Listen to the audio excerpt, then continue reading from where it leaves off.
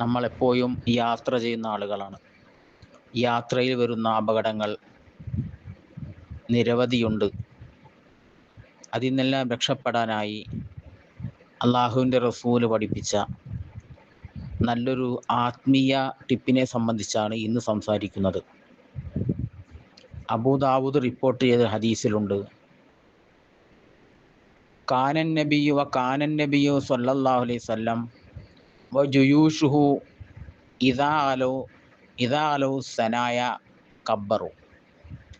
നബി സല്ലല്ലാഹു അലൈഹി വസല്ലം സൈന്യവും സ്വഹാബാക്കളും വാഹനത്തിൽ യാത്ര ചെയ്യുമ്പോൾ, കുന്നുകൾ കയറുമ്പോൾ അവർ അല്ലാഹു അക്ബർ എന്ന് പറയുമായിരുന്നു.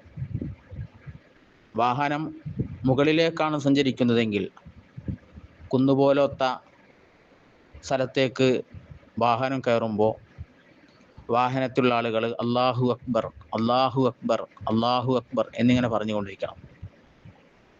വഇദാ ഹബത്തു സബ്ബഹു, വാഹനം കുന്നിൽ നിന്ന് കീഴ്പോട്ടിറങ്ങുമ്പോൾ അവർ സുബ്ഹാനല്ലാ എന്ന് പറഞ്ഞിരുന്നു. സുബ്ഹാനല്ലാ സുബ്ഹാനല്ലാ സുബ്ഹാനല്ലാ. ഏറ്റവും കൂടുതൽ അപകടങ്ങൾ വരുന്ന വഴികളിലൊക്കെ ഇങ്ങനെ തക്ബീറും തസ്ബീഹും ചൊല്ലുന്നത് വളരെ നല്ലതാണ്.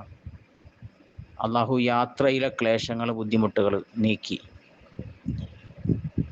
ഉദ്ദിഷ്ട കാര്യങ്ങൾ നിറവേറ്റി യാത്ര തിരിച്ചു വരുവാനുള്ള സൗഭാഗ്യം നമുക്ക് നൽകി അനുഗ്രഹിക്കട്ടെ.